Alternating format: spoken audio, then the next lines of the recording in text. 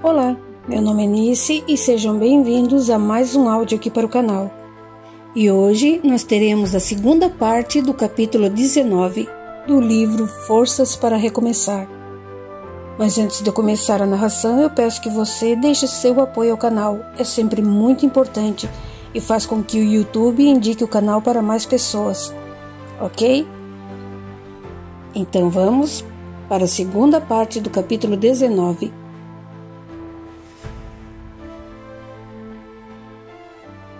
Sérgio, era você mesmo que eu queria encontrar, ressaltou animado. Em seguida, o psiquiatra pediu: Pode vir até minha sala agora? Sim, claro, doutor. Adentraram no consultório e o doutor Edson falou após fechar a porta. Sente-se aí, Sérgio. Vendo-o acomodado em uma cadeira, circundou a mesa que os separava e se sentou, perguntando: Tudo bem com você? Sim, estou com alguns pacientes que exibem históricos bastante interessantes e merecedores de certa atenção. Outros mostram leves distúrbios de estresse e demonstram uma rápida recomposição de comportamento. Tenho 2 casos mais preocupantes, no qual os pacientes apresentam distúrbio obsessivo-compulsivo, comportamento e pensamento ritualístico e repetitivos. No primeiro caso, o quadro apresentado causou-me grande preocupação e o encaminhei ao senhor semana passada. É uma moça cujo distúrbio são pensamentos obsessivos, atemorizantes e bem horríveis. Sérgio não oferecia trégua e, diante da grande atenção do médico psiquiatra, resumiu. Essa jovem, aos 23 anos, é estudante universitária, último ano, e levou um grande choque quando o namorado rompeu o compromisso. Segundo ela, não havia outra mulher pela qual foi traída, nem razão aparente para ele terminar tão bruscamente. A jovem se sentiu trocada por nada. Isso a frustrou imensamente. Dizia que o amava muito e era capaz de fazer tudo por ele. Contudo, repentinamente passou a odiá-lo. Queria vê-lo morto. Então se deu conta de que os pensamentos, que começaram com ideias simples, passaram a ser impertinentes, fixos, obsessivos. A paciente apresenta uma ansiedade sob controle, muito racional. Seu QI é elevado, e isso me preocupou. Porém, pelo fato de ela entender, acreditar e aceitar que existe algo errado em seu comportamento e pensamento, temeu alguma atitude desequilibrada e, sozinha, procurou ajuda profissional aqui. A paciente relatou que passou a se sentir consternada, desgostosa, a partir do momento em que começou a ter ideias de que a vida familiar seria melhor se o seu pai morresse.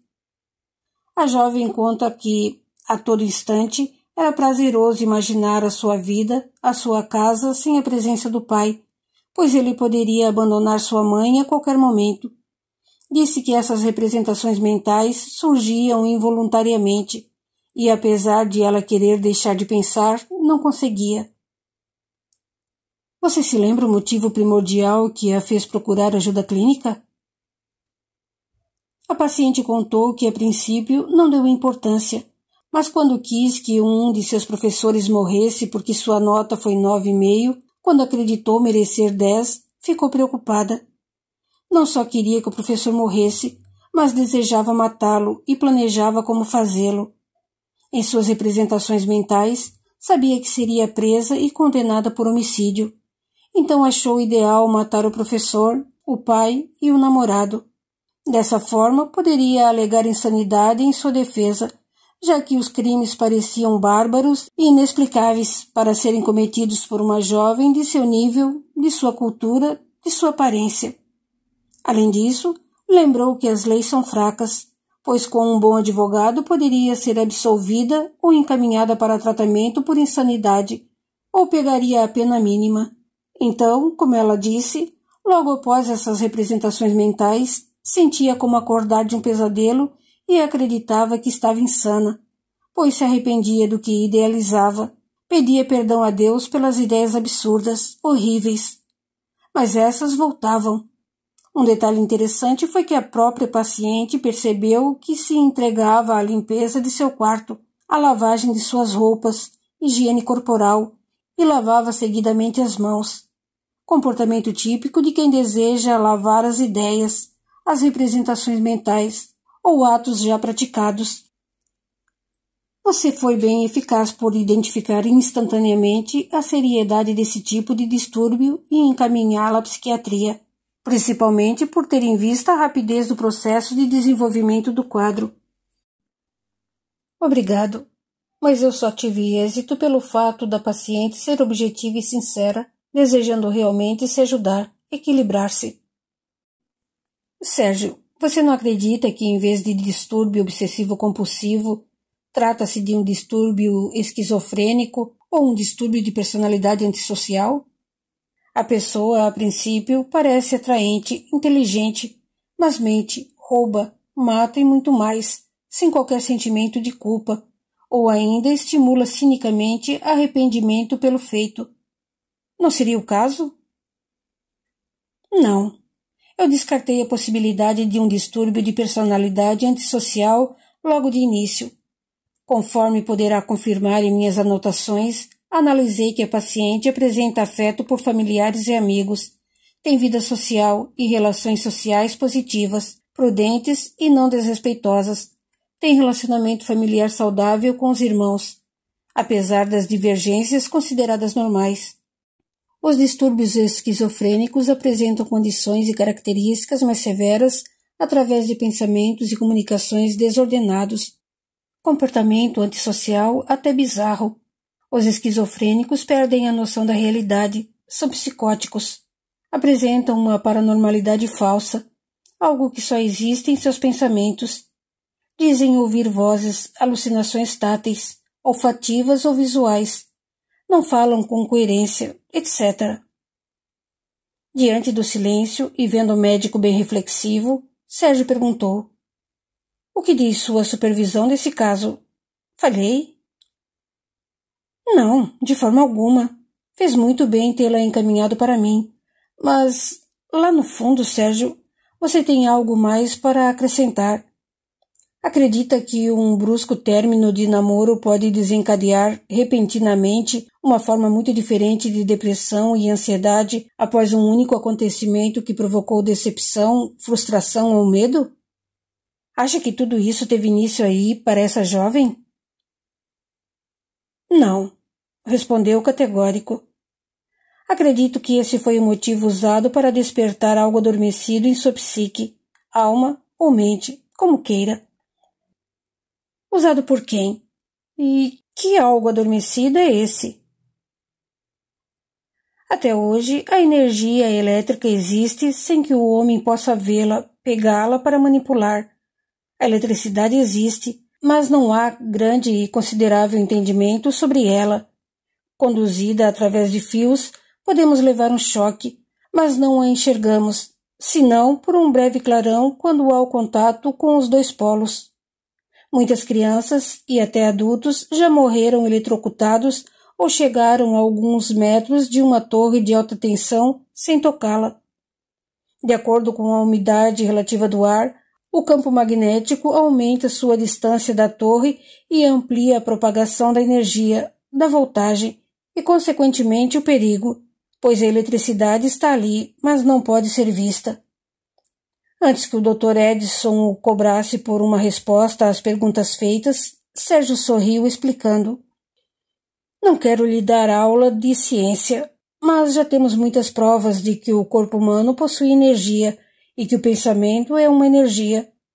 Vemos aqui mesmo na clínica que há clientes frequentadores assíduos só das terapias de massagens ou acupuntura, mas essas pessoas, depois de serem atendidas por um e depois por outro profissional, acabam dando preferência a um deles. Isso prova que a energia, o magnetismo do massagista, por exemplo, é mais compatível com determinada pessoa, tornando-se, dessa forma, uma terapia mais benéfica e restabelecendo a saúde física e mental muito mais rápido." "Você está correto, Sérgio, mas minhas perguntas não foram essas." "Sim, eu sei, doutor. Só estou defendendo antecipadamente a minha conclusão para o que me perguntou. E só para encerrar, gostaria de lembrar sobre a energia dos pensamentos. São inumeráveis os casos com os quais nos deparamos sobre pessoas que, repentinamente, sentiram uma angústia ou preocupação com outra que, naquele instante, precisava de ajuda ou sofria um acidente. Incontáveis pessoas podem relatar que, sem motivo aparente, decidiram mudar de caminho, livrando-se de um acidente. Outras perderam a hora, sofreram um mal-estar físico ou simplesmente não quiseram entrar em um avião que caiu. Podemos dizer que, de alguma forma, comparando a eletricidade, a energia invadiu o campo magnético dessas pessoas, permitindo-lhes uma comunicação em nível do que estava acontecendo ou ainda por acontecer. Não se trata de mera curiosidade psicológica a comunicação mental à distância entre duas ou mais pessoas, mais conhecidas com o nome de telepatia. Isso é fato.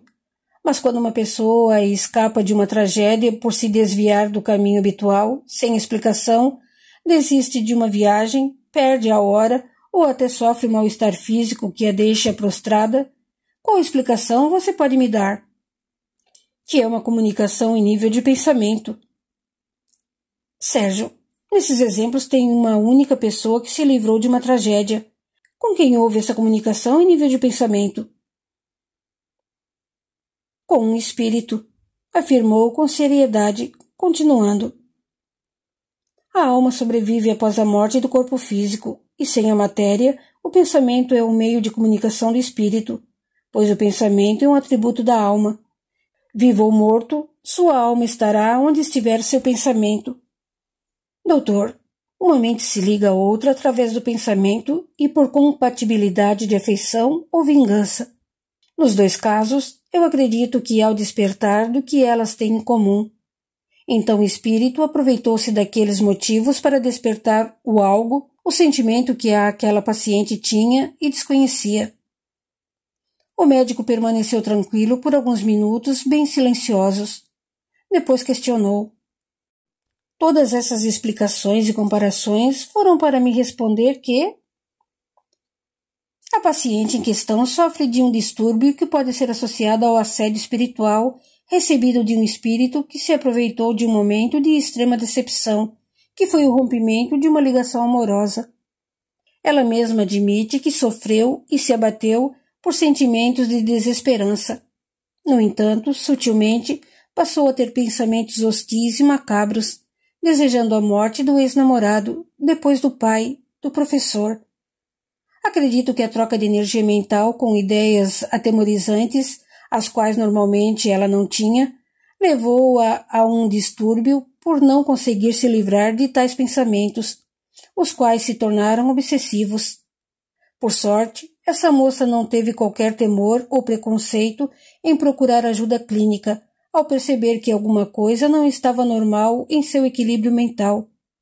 Quando relatou sobre seus conflitos internos por medo de cometer algo insano, além de sofrer insônia, da intensa vontade de chorar, incapacidade de relaxar, tensões musculares e outros sintomas que começaram a abatê-la, acreditei ser o momento de encaminhá-la à psiquiatria e com urgência. É provável que, diante do quadro apresentado, haja necessidade até de intervenção medicamentosa. Porém, olhando-o nos olhos, Sérgio foi categórico. Sem dúvida alguma, essa paciente deve ser conduzida à religiosidade para que haja uma mudança de hábitos, pensamentos e, consequentemente, uma elevação espiritual. Isso não significa reprimir os sentimentos, mas mudá-los, e isso é reforma íntima. Somente dessa forma, ela romperá o laço de ligação mental com o espírito ou espíritos que se comunicam com ela através do pensamento e cujas ideias, a princípio, são sutis, sem importância, como que sussurros da própria consciência, quando, na verdade, são intervenções da vontade de um espírito atuando de mente para mente. Lembrando que tanto espíritos quanto pessoas se aproximam um dos outros pela afinidade, pelas mesmas vontades, pelos mesmos desejos e atributos.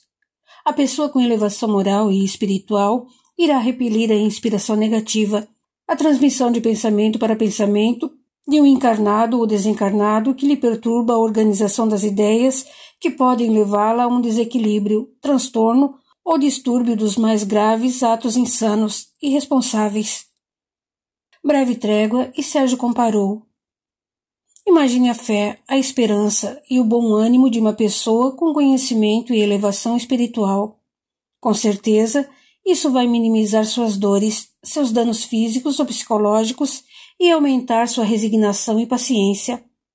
Nos casos de intervenções espirituais, compare o conhecimento junto à elevação moral e espiritual com o aumento da umidade relativa do ar, que amplia a intensidade e a distância eletromagnética em torno de uma torre de alta tensão, tornando a voltagem mais alta ao redor da referida torre.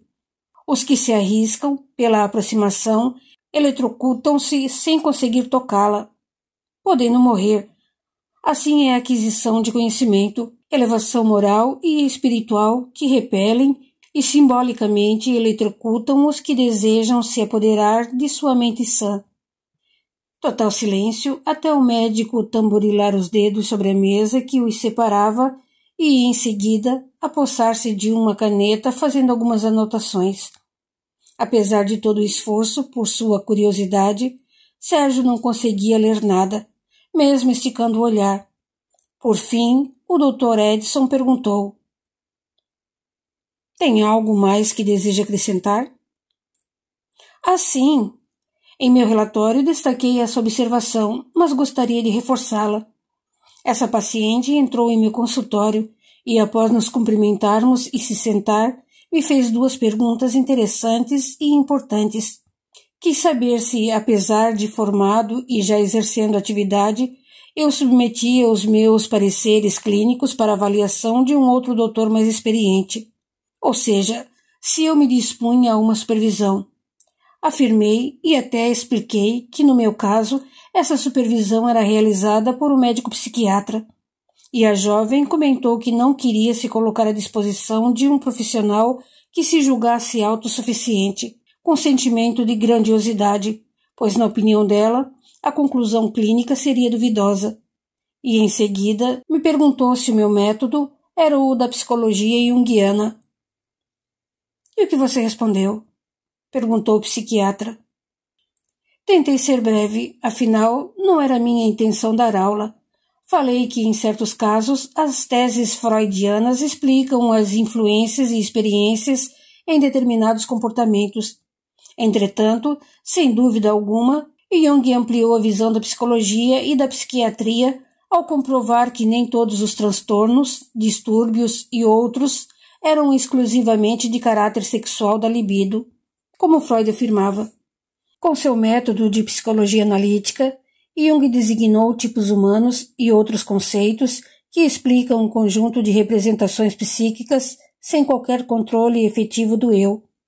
Minhas explicações foram com palavras mais simples, claro, porém, com essas questões imprevistas para mim, a paciente demonstrou que realmente deseja ajuda, sabe reconhecer um profissional e qualificá-lo.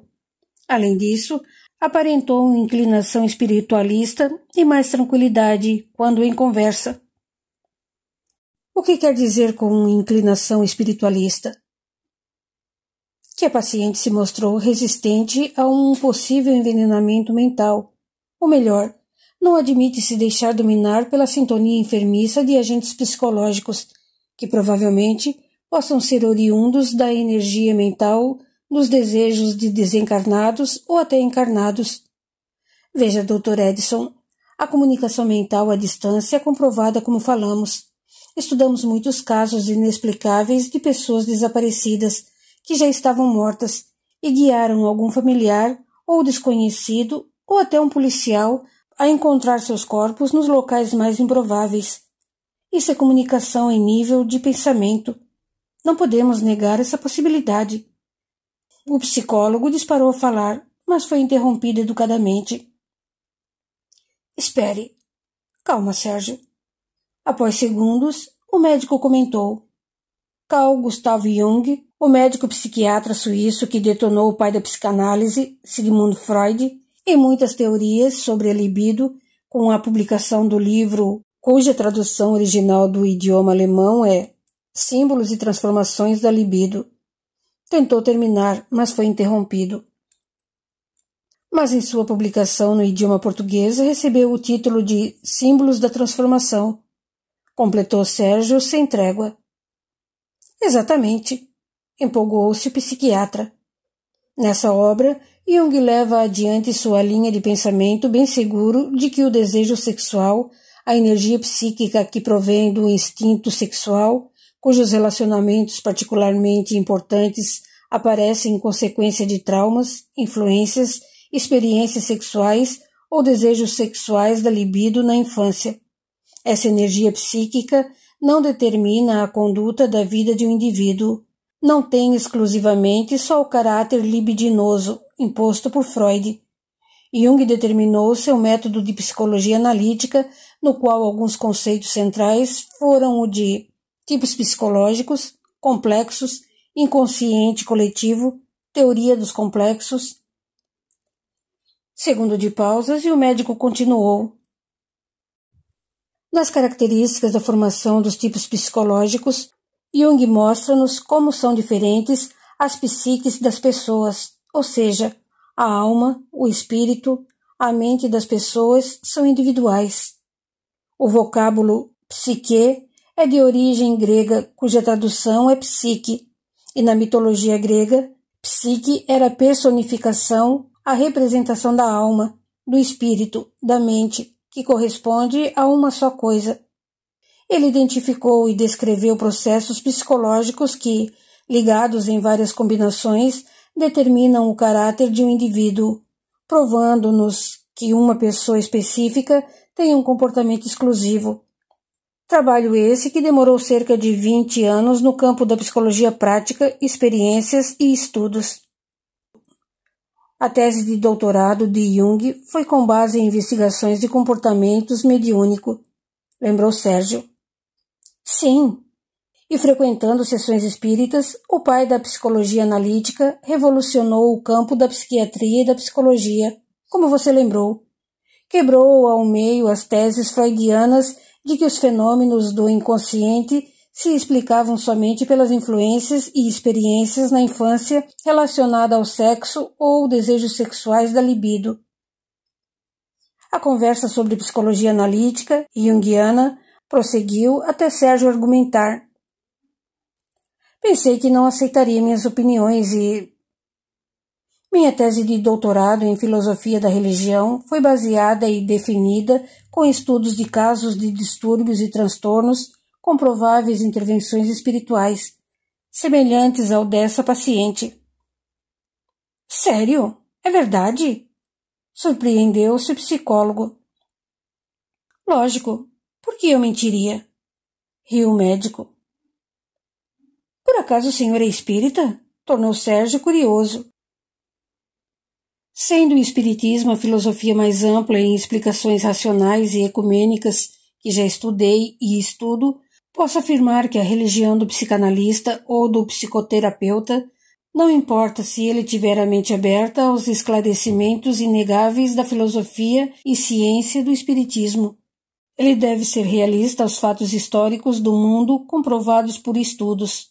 Que ele não queira converter ninguém à sua religião, seita, filosofia ou até à própria doutrina espírita. Quando o paciente não é ateu, não é evangélico ou protestante, mas católico, budista, umbandista ou outras religiões ou filosofias espiritualistas, ou mesmo espírita, fica bem mais fácil a terapia e a busca por soluções.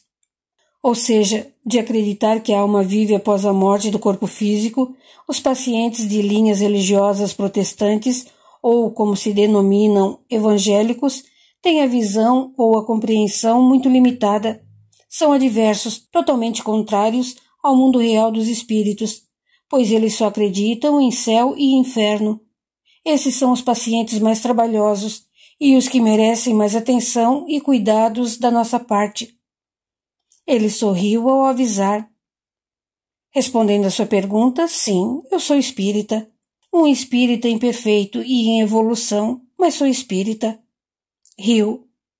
Sabe, Sérgio, não há como deixar de admitir essa doutrina filosófica e científica vivenciando um trabalho como o nosso, compreendendo os conceitos da psicologia analítica criada por Jung, comprovando os tipos psicológicos, o inconsciente coletivo e outros, relacionando com a influência dos espíritos sobre os acontecimentos da vida, os pressentimentos, a penetração das ideias dos espíritos em nosso pensamento, fluido universal, matéria, espírito, penas e gozos terrenos, a loucura e suas causas, reencarnação. Não há como negar. É tudo o que vemos em nosso trabalho, é o que procuramos ajudar. As criaturas humanas são diferentes e agem diferente diante do mesmo fato, pelas diversas experiências em vidas passadas. Como explicar um trauma ou distúrbio que não tem origem nessa vida? Os profissionais nessa área que se negam a essa crença, independente de suas religiões, só posso dizer, lamentavelmente, que eles são encarnados necessitados de muita elevação moral e espiritual. O medo de conhecer a verdade que os libertarão é tamanho que eles se negam a fazer uma pós-graduação em psicologia junguiana, psicologia analítica, para terem uma nova visão sobre o trabalho que realizam. Eu não aceito estender assunto e discutir com profissionais puramente da linha freudiana, inflexíveis por não conhecerem a linha junguiana. Não seria prudente dar predileção a um método quando se desconhece o outro. Só aceito discutir as preferências de profissionais da área que possuem formação nos dois métodos, nas duas linhas, freudiana e junguiana. Caso contrário, estarão falando de algo que não conhecem, e baseados em que podem defender um e desmerecer o outro. Ambos os médicos, Freud e Jung, dedicaram suas vidas à procura de explicações para o que viram, pesquisaram e vivenciaram ao longo de suas carreiras. Eu acredito que cada um deles viveu para o seu propósito, e ambos são importantes dentro do que se propuseram a explicar, cada um à sua maneira. Portanto, como profissionais que somos, devemos estudar os dois, para em seguida dizermos com conhecimento de causa a quem devemos dar preferência, dependendo do caso em particular. Entende? Depois da explicação enfática, continuou. E como você bem lembrou, em outras palavras, as teses de Freud explicam determinados comportamentos, mas Jung ampliou a visão ao comprovar que nem todos os transtornos, distúrbios, são de origem sexual, como Freud afirmava. Alguns segundos de reflexão e continuou. Negar-se conhecer outras realidades é a ausência de elevação moral e espiritual. Veja, quando eu falo de elevação moral, não me refiro a deixar de praticar sexo, ser uma pessoa séria, rígida, sem sorriso, deixar de brincar, ser fria diante dos fatos, acreditando que tudo acontece pela vontade de Deus. Não. Todo extremo é prejudicial. Estamos encarnados para harmonizarmos um débito do passado ou talvez para nossa evolução e busca de equilíbrio. Devemos praticar sexo? Sim, mas o sexo é um compromisso de troca de energias espirituais e com prováveis consequências físicas como uma gravidez ou uma contaminação por vírus, bactérias e outros. Então devemos pensar muito, saber com quem trocamos essas energias, perguntar que tipo de energia recebi, de quem recebi e quais consequências espirituais isso me trará. Devemos ser sérios? Sim, quando o assunto é importante, pois a seriedade é sinônimo de atenção ao aprendizado, mesmo sobre uma opinião negativa aos nossos conceitos. Devemos sorrir? Sempre que estamos felizes, mas lembrar que em alguns momentos essa expressão de sentimento é inadequada. Devemos deixar de brincar? Não, mas brincar de modo saudável, sem agressividade ou ofensas que firam os outros. Creio que dificilmente um psicólogo ou psiquiatra evangélico, ou melhor, protestante, se inclinaria às aceitações espíritas, à filosofia reencarnacionista dos espíritas, budistas, hinduístas. Eles não aceitam nem os fatos históricos. Continuam protestando sem buscar conhecimento, verdade e explicações científicas. Tudo para eles é porque Deus quer. É milagre de um anjo ou maldição de demônios. Sei que não posso generalizar, mas a maioria é assim.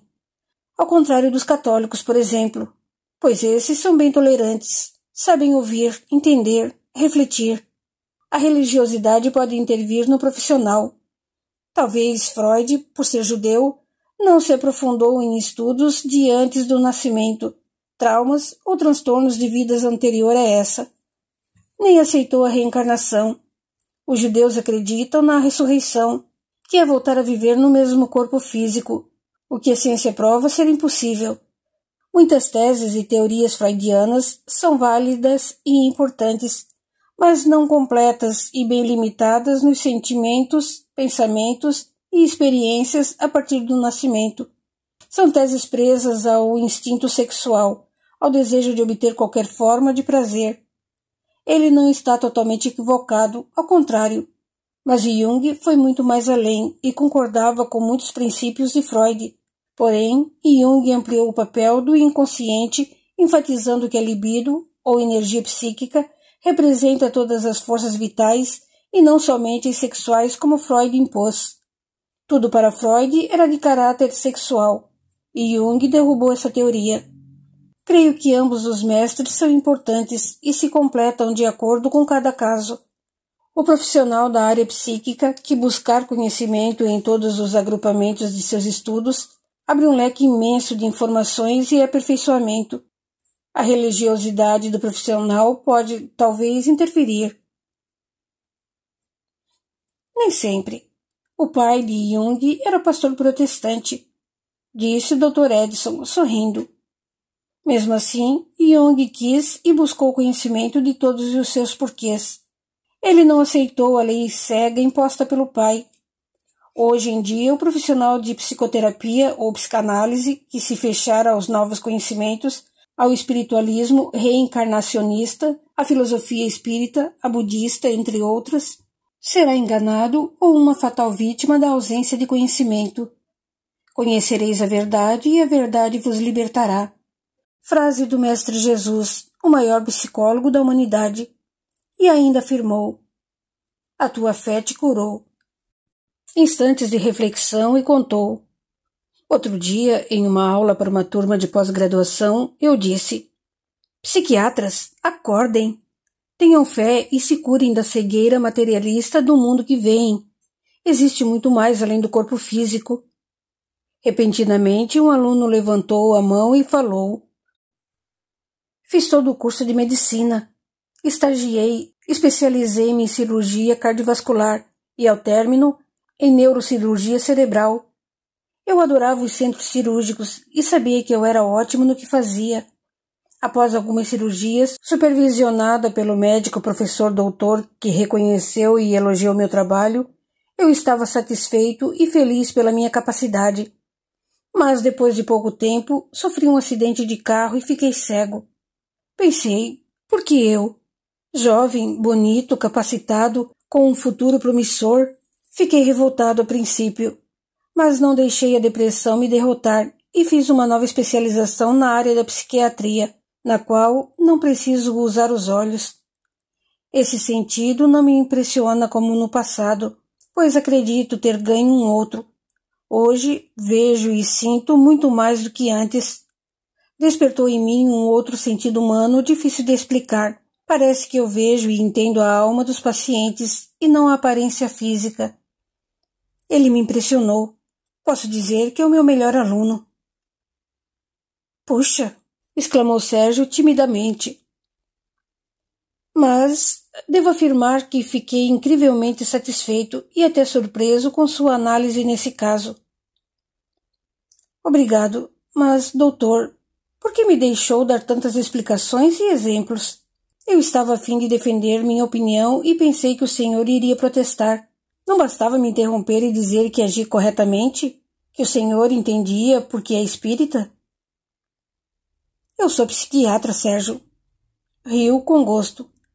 Adoro analisar pessoas. Queria arrancar do fundo de sua alma as explicações de sua fé que justificassem seus instintos. Precisava saber qual o alicerce de conhecimento usado para suas conclusões, ou se você apenas estava defendendo uma teoria sem o verdadeiro conhecimento, sem a instrução que buscou através de muito estudo. Parabéns, você foi ótimo. E, a propósito, Concordo totalmente com você sobre ela necessitar de intervenções medicamentosas, mas preciso informá-lo de que não prescreverei medicação química ou drogas fortes para essa paciente. Acredito que ela corresponderá muito bem aos homeopáticos e fitoterápicos de um modo geral. É um caso meritório de atenção urgente e sem dúvida conduzida à religiosidade para mudança de hábitos e elevação espiritual. Estarei atento, pois qualquer mudança comportamental pede imprescindível rapidez na disposição de outro método de tratamento. Sorrindo, avisou brincando. Pode deixar, Dr. Sérgio. Esse caso merece extrema atenção, mas eu acredito que em breve a paciente retornará a fazer terapia com o senhor. Falou de modo brincalhão. Sérgio respirou fundo e sorriu. Depois perguntou. E o segundo caso? Li suas referências. Aquele é mais complexo e gostaria de analisá-lo melhor. Prefiro conversar a respeito dele em outro momento. Como o senhor quiser, respondeu educado e levantando-se. Ah, Sérgio, a propósito, e sua amiga que tentava tentar suicídio e... Não está sendo fácil convencê-la a uma consulta psiquiátrica. Sei que quanto mais demorar a tratar de um distúrbio de estresse pós-traumático ou agudo, é pior. Penso que poderá ser persuadida pelo Tiago, meu irmão, e a dona Antônia, mãe do João. A Rita e o Tiago são bons amigos. Conversam muito e acho que ele conseguirá trazê-la aqui. E a dona Antônia, como referência materna, dará incentivo e apoio. É questão de pouco tempo. A Rita é uma pessoa inteligente e receptiva. Além de flexível, tem uma personalidade tranquila. Ela virá. Sem que Sérgio esperasse, o Dr. Edson perguntou. E você? Eu? O seu tipo psicológico, extremamente introvertido, auxilia-o na repressão de seus complexos ou problemas íntimos e o faz bloqueá-los. Tal bloqueio o leva a dar extrema atenção ao que se dedica, tornando-o ótimo no que faz. Entretanto, Dr. Sérgio, o senhor se coloca em último lugar. Não acha que merece mais atenção da sua própria parte? Vendo pela primeira vez Sérgio fugir-lhe ao olhar, o médico argumentou com tranquilidade. Não sou somente seu supervisor, rapaz. Considero-o muito. Soube por você mesmo tudo o que aconteceu. Porém, contou-me só os fatos. Todos os fatos como em um relatório encaminhado ao seu comandante na polícia. Um instante de pausa e falou. Gostaria de saber dos acontecimentos com as expressões mais profundas de seus sentimentos, de seus desejos e pensamentos. Tenho idade para ser o seu pai e o considero como filho. Estou preocupado com você. Quer conversar a respeito? Não me veja como profissional, mas sim como amigo. Após segundos, o rapaz comentou. Sabe, tudo aconteceu muito rápido. Fiquei bem atarefado e não tivemos tempo para conversar. Mal detalhamos algumas supervisões e... Foi por isso que contei o que aconteceu comigo daquela forma tão... Sente-se aí, Sérgio. Podemos conversar agora ou tem algum compromisso? Podemos conversar. Sem demora, confessou com expressão séria. A presença da Débora na minha vida foi algo muito significativo, e essa ruptura... Riu de si mesmo e reclamou. Mas que droga! Por que estou usando termos clínicos? Força do hábito, explicou o médico sorrindo. Procure ficar mais à vontade. O senhor sabe de tudo e... Suspirou rápido ao afirmar com emoção. Eu amo a Débora. Gostaria de uma oportunidade para explicar a ela o que aconteceu. Talvez um dia eu tenha essa chance, mas desejaria que fosse agora. Às vezes sinto-me ansioso, deprimido, vazio. O senhor a conhece e pôde notar o quanto ela é educada, sensível, frágil. Não entendo como ela tomou essa postura. Procurou-a novamente? Desisti. Por quê? Já fiz isso demais. Se ela precisa de um tempo para pensar e quiser me procurar depois, Quem sabe, quando tomar conhecimento da realidade dos fatos por outras fontes, proponha-se a conversar. Só me resta esperar isso acontecer. E se não acontecer, Sérgio? Veja, não posso parar minha vida, diminuir meus valores e deixar que essa situação interfira no meu profissionalismo. Afinal de contas, eu cuido de pessoas que precisam de ajuda e merecem atenção. Não posso minimizar a concentração no que faço por causa da falta de maturidade de alguém que eu amo e não quer conversar comigo para ouvir a minha versão dos fatos. Seria irresponsabilidade minha, certo? Além do mais, tudo é muito recente. Até eu preciso de um tempo para pensar. Talvez nas minhas férias. Você é muito inteligente. Tem muita confiança em si mesmo. E é isso que me preocupa, Sérgio. Sinto que, lá no fundo, existe algo que o aflige. Estou sentindo um nó na garganta, uma coisa que não sei explicar. Um aperto no peito. Revelou, abaixando o olhar triste e perdido. Depois continuou. A Débora passava por um momento difícil. Estava com dívidas, sem emprego, sem o apoio da família e... isso me preocupa muito. Sinto medo inexplicável por essa situação que ela passa e... Naquele instante, a porta da sala foi aberta abruptamente e as vozes femininas estavam alteradas, quando a secretária praticamente gritou. Dr. Edson, eu não pude fazer nada. Ela queria falar com o Dr. Sérgio. Esperava horas e... Sérgio levantou rapidamente e, virando-se, ficou assombrado ao ver Débora na sala do consultório.